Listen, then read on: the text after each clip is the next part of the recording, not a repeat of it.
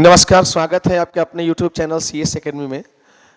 जैसा कि आप हमारे 2020 सीरीज़ को देख रहे हैं जो एसएससी जीडी के लिए स्पेशली तैयार किया गया है। तो आज हम लोग उसके अगले सीरीज़ में चलेंगे और ये जो क्वेश्चन दिख रहे हैं आपके स्क्रीन पे जो है, ये भी क्वेश्चन आपके बिहार दरोगा में पूछे गए हैं।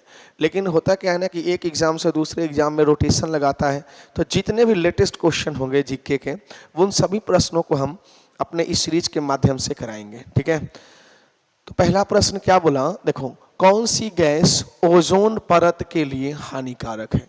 तो बच्चे अगर हम बात करें, सबसे पहले हम बात करें इन हवा की और परतों की बात करें, तो हमारी ये पृथ्वी है और इस पृथ्वी पर क्षोभ मंडल, समताप मंडल ऐसे लेयर बने हुए हैं। ठीक है, तो जो समताप मंडल है ना, जो समताप मंडल है, देखो सबसे नीचे का लेयर जो होता है ना, सबसे नीचे का लेयर क्षोभ मंडल होता है।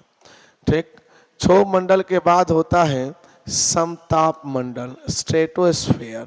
ठीक है, उसके बाद होता है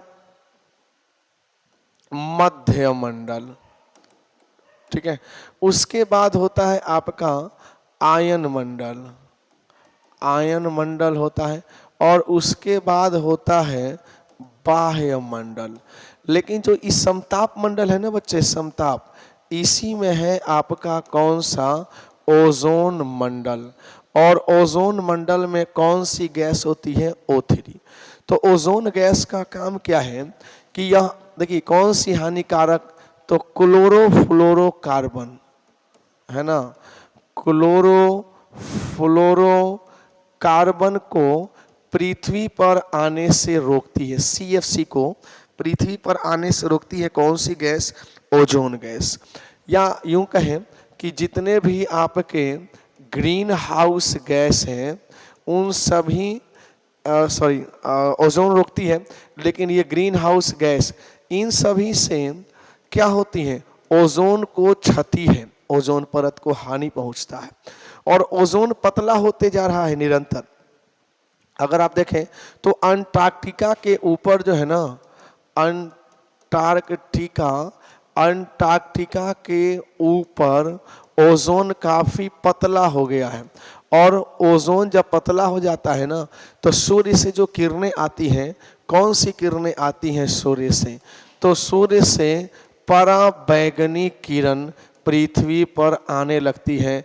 और पराबैंगनी किरण जो है ना, ये त्वचा कैंसर का कारण है, त्वचा कैंसर का कारण बनती है कौन, पराबैंगनी किरण। तो ओजोन की मोटाई हम मापते हैं, देखिए ओजोन परत की अगर हम मोटाई की बात करें तो मोटाई डॉब्सन से मापा जाता है। और ओजोन को क्षति होने से बचाने के लिए हमें बड़े पैमाने पे क्लोरोफ्लोरोकार्बन के उत्पादन को कम करना पड़ेगा, ग्रीन हाउस गैस के उत्पादन को कम करना पड़ेगा। और इसको बचाने के लिए तो सबसे बड़ी बात क्या है, 16 सितंबर को ओजोन दिवस के रूप में मनाया जाता है, ओजोन दिवस के रूप में मनाया जाता है। और इसके लिए क्या हुआ था, 1987, देखो 1987 मॉन्ट्रियल प्रोटोकॉल, मॉन्ट्रियल ये है ना प्रोटोकॉल, मॉन्ट्रियल प्रोटोकॉल बनाया गया कि भाई कोई भी देश जो है ओजोन को क्षति नहीं पहुंचाएगा। कह रहे भारतीय संविधान के कौन से भाग में कल्याणकारी राज्य की संकल्पना है। तो अगर आप इसके भाग की बात करें तो आपका आंसर बनेगा, देखिए संविधान का है भाग 4, भाग 4 में कल्याणकारी राज्य की संकल्पना कही गई है। और अगर हम बात करें तो इसके लिए आर्टिकल है आपका 38 से 39, आर्टिकल 38 और 39 जो कि राज्य के नीति निर्देशक सिद्धांत में है। तो कुछ आर्टिकल जो आपके काफ़ी इम्पोर्टेंट आपके आ रहे हैं एग्जाम में, जैसे आर्टिकल 36। तो आर्टिकल 36 में क्या है बच्चे, परिभाषा है। आर्टिकल 37 की बात करें, आर्टिकल 37 तो डीपीएसपी का के लिए क्या करना है बच्चे, आवेदन है। ठीक है, आर्टिकल 38 तो आपने देख लिया, कल्याणकारी राज्य की क्या है, इसमें कल्याणकारी राज्य की संकल्पना, कल्याणकारी राज्य की संकल्पना है। ठीक है, आगे हम बात करें इसमें आर्टिकल 39 में क्या है, देखिए आर्टिकल 39 में है समान न्याय, समान न्याय एवं मुफ्त कानूनी सहायता, मुफ्त कानूनी सहायता देना है। इसी प्रकार अगर हम देखें आर्टिकल 40, आर्टिकल 40 में क्या है बच्चे, ग्राम पंचायत का गठन है। ठीक है, आर्टिकल 40, आर्टिकल 41 तो अब सब देखना जरूरी नहीं है, जो आपके एग्जाम में पूछे गए हैं, पूछे जा रहे हैं उसको देखेंगे। आर्टिकल 43 एक तरह से कहें तो श्रमिकों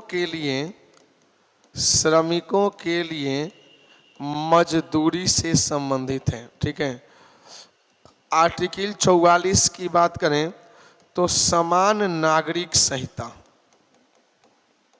समान नागरिक संहिता।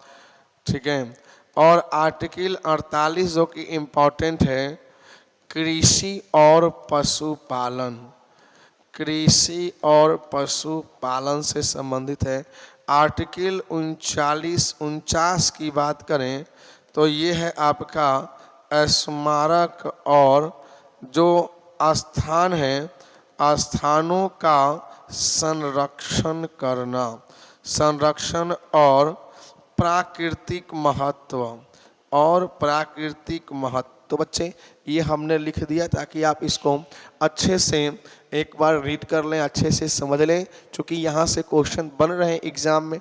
ठीक है, तो एक एक आर्टिकल पर भी हम वीडियो बनाएंगे और अच्छे से आर्टिकल को करा देंगे। ठीक है, कह रहे हैं कि भारत के किस केंद्र शासित प्रदेश में, इसको आप देख लें, स्क्रीनशॉट ले लेंगे, एक बार इसको हम हटा देते हैं। ठीक है, इसकी ज़रूरत नहीं पड़ेगी, आप याद कर लेंगे इसको जरूर। कह रहे हैं कि भारत के किस केंद्र शासित प्रदेश में 2011 में न्यूनतम जनसंख्या घनत्व रही। ठीक है, तो न्यूनतम जनसंख्या घनत्व रही बच्चे अरुणाचल प्रदेश में। तो अरुणाचल प्रदेश में 17 व्यक्ति प्रति वर्ग किलोमीटर में अरुणाचल प्रदेश में रहे। लेकिन अगर आपसे पूछ दें कि सर्वाधिक किसमें रहे, तो सर्वाधिक बिहार में 1106 व्यक्ति प्रति वर्ग किलोमीटर रहे।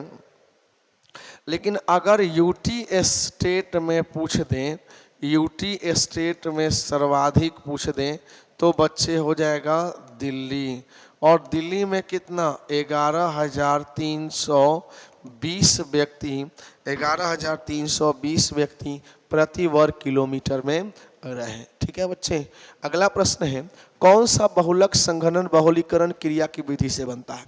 तो बहुलक की बहुलीकरण क्रिया की विधि से बनता है और वह है नॉयलॉन 6 तो नॉयलॉन 6 से क्या बनता है, पैरासूट बनता है ना, और तैराकी सूट ऐसा बनता है जो जल अवरोधक हो, काफ़ी हल्का होता है, इसलिए ऐसे वस्त्र बनाए जाते हैं जो कि जल अवरोधक हो।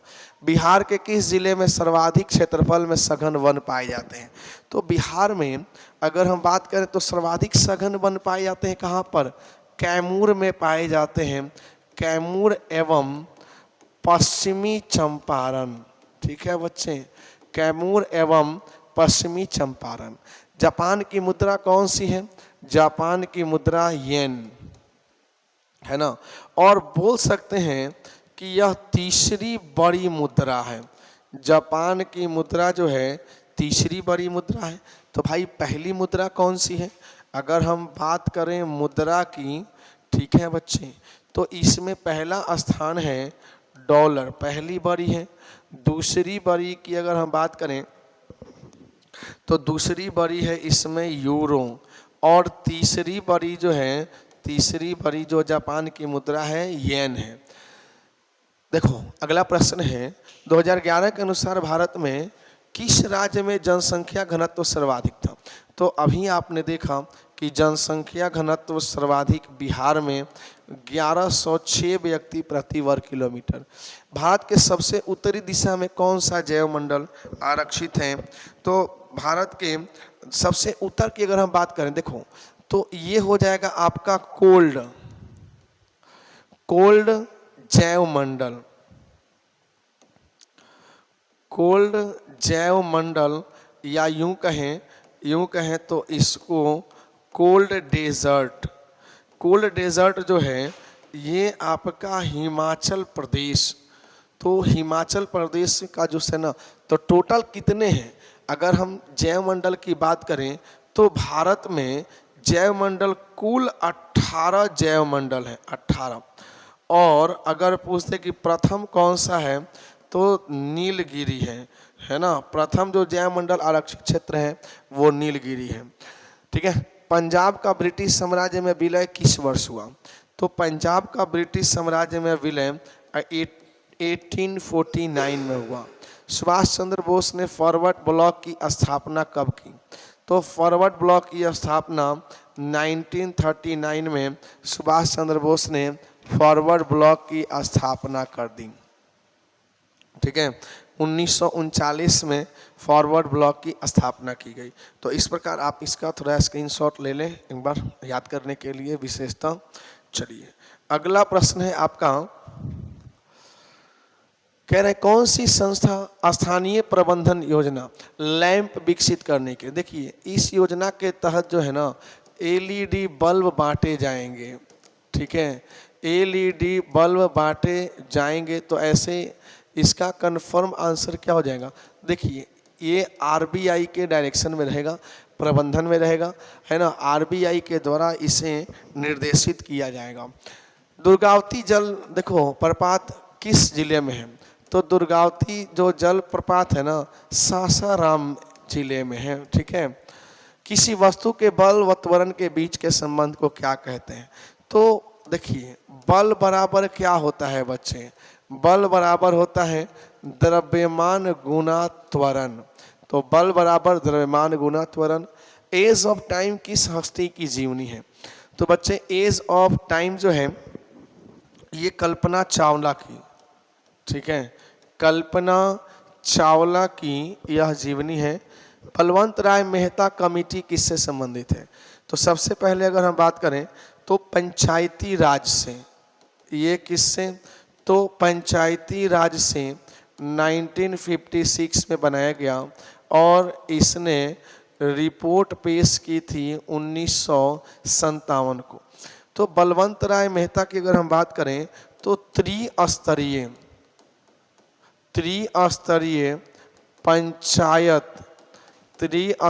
पंचायत के गठन की सिफारिश की गई थी। ठीक है, सिफारिश की गई थी बलवंत राय मेहता और अशोक मेहता ने द्विस्तरीय पंचायत के गठन की बात कही। कह रहे हैं कि ऑपरेशन गरुड़ चलाया गया था बच्चे। तो ऑपरेशन गरुड़ सीबीआई के द्वारा चलाया गया था। जितने भी काला धन वगैरह हैं छुपा कर रखे गए हैं उन सभी के लिए। अगर एकरा किसकी राजधानी है? तो बच्चे एकरा जो है ना वो तुर्की की राजधानी है एकरा। भारतीय संविधान के उद्देशिका में संशोधन किया गया था। तो जो 42वां संविधान संशोधन हुआ था ना, 42वां संविधान संशोधन 1976 में उद्देशिका में राष्ट्र की अखंडता, एकता, है ना, ऐसे शब्द उसमें जोड़े गए थे। कह रहे हैं कि ध्वनि का वेग सबसे तेज होता है। तो ध्वनि का वेग सबसे तेज होता है ठोस में। अगर ध्वनि की वेग की बात करें तो सबसे अधिक ठोस में, उसके बाद होता है द्रव में और सबसे कम होता है गैस में। लेकिन अगर आप ठोस में पूछे तो ठोस में सर्वाधिक किस में होता है? ठीक है, पूछ सकता है। तो सर्वाधिक होता है एल्यूमिनियम में। ठीक है, एल्यूमिनियम में ध्वनि की चाल सर्वाधिक होती है और निर्वात में नहीं चल सकता।